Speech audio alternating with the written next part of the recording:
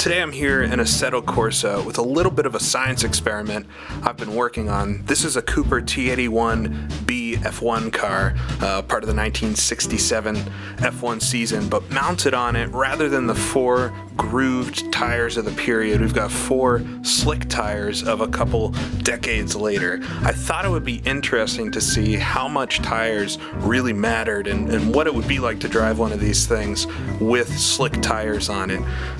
You often think of the late 60s, early 70s as the era when wings and aerodynamics became the big thing in racing, and to this day continue to be. But tire technology also progressed dramatically during this time. In 1971, the slick tire was introduced to F1 and changed the sport forever. And by the late 70s and into the 80s, you would never think of running anything but a slick tire unless the track was wet. But back in the 60s and before, tires always had grooves on them, and their construction was completely different, much more similar to road tires. F1 cars in the 1960s would run a set of tires sometimes for multiple sessions or even multiple Grand Prix, although I've never found an actual quote that says this. But the tires did just not wear out. They're extremely hard, bias ply tires, and drivers could punish these things in different ways than modern tires. Absolutely would go a whole Grand Prix on a set of tires. They drove very different than later tires, so what I've done is thrown four slick tires on from a 1988 MP44, a car 2 decades later than this 1967 Cooper F1 car would have been from. And these tires are slick tires, super grippy, and it's not just a visual change that you're seeing here. The physics have been altered as well to match the later tires. I got my hands a little dirty with some modding to figure out how to do this. So wanted to try this out, but before I do some laps in the super grippy car, I thought I'd do a couple laps in the normal Cooper T81 just so we get our bearings straight.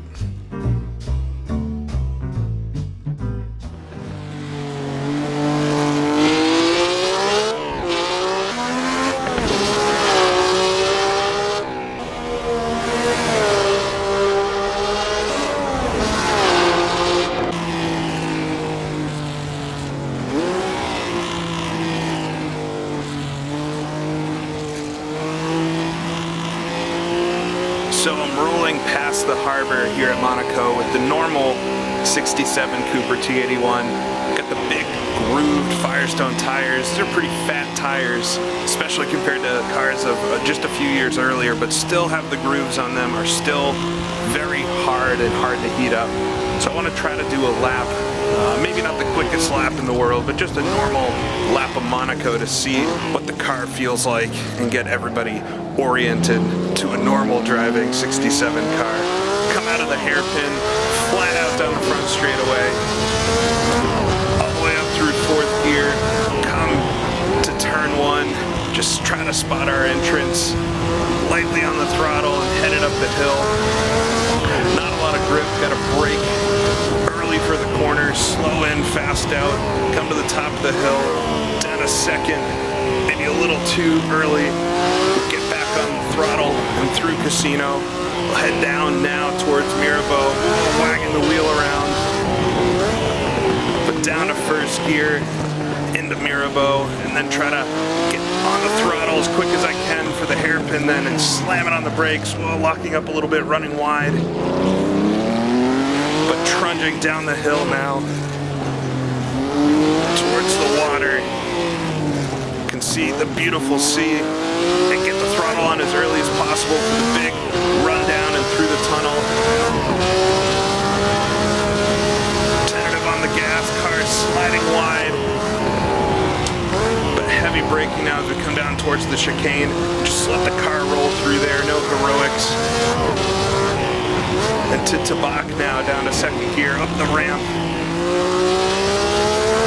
We'll set our sights at the end of the lap here towards the hairpin. Spot our braking. There's no braking markers to spot anyway, but down to 1st gear, making a clumsy entrance there. But then back on the throttle, we'll come towards the line. Set to 1:35.3. Not such a quick lap for Monaco, but illustrative, I think, of some of the handling characteristics you find with the 60s F1 cars. A lot of sliding, power sliding's a big thing. Monaco's not such a track for that, but you do want to carry speed through corners, and the tires will allow you to do that. You'll be able to slide a little bit sideways, and it's quite progressive, catchable, as long as you're not too difficult on the throttle, but absolutely a lack of grip. That's something that's very notable, and obviously quite a bit from the downforce, but how much of it is from just the tires alone? So why don't we jump now to our little bit of a beast.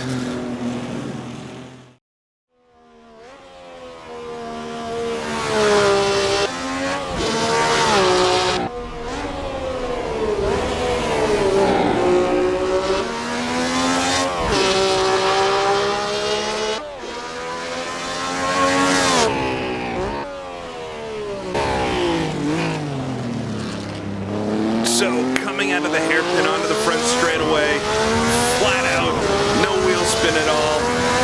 Up through fourth gear, we'll spot T1, brakes still pretty early, but down to third gear, the car slides a little bit from the back end, quite dodgy, but then flat out again up the hill. Down to third, braking and just let the car guide itself around here. The bumps upset the car a lot, but you have so much more grip. A weird entry there through Casino, but now rocketing down the hill towards Mirabeau, and I think where this car gains the most time in the slow section. Just crank the wheel to get it through the hairpin here. Hold it quite close, track off camber, then cut it close now, get the throttle down again and head towards the tunnel.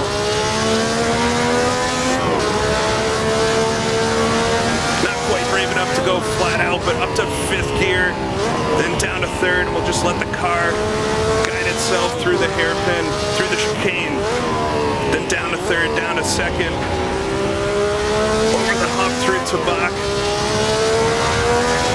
and rocket it towards the hairpin at the end of the lap.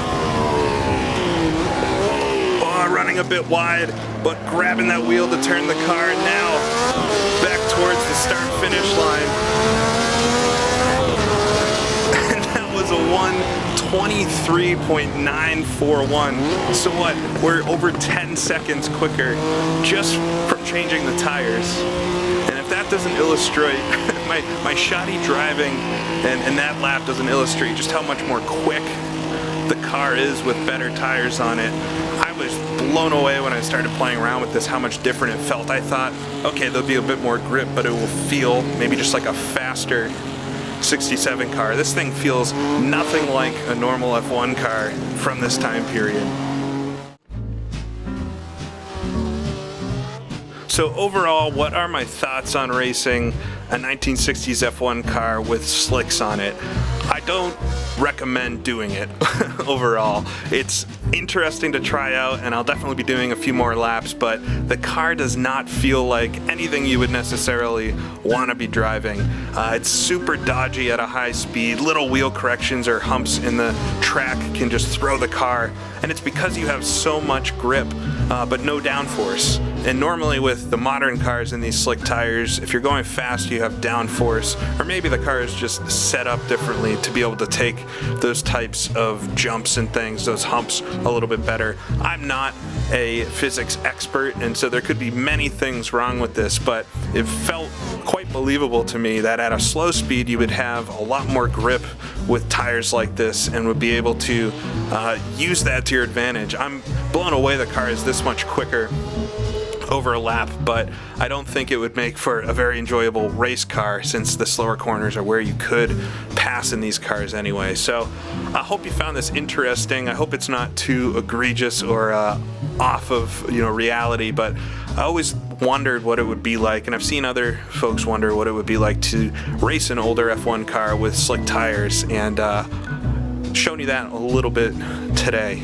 So thanks for watching. I'll think up some other strange experiments maybe that we could do in Assetto Corsa, but that's it for now. Thank you all.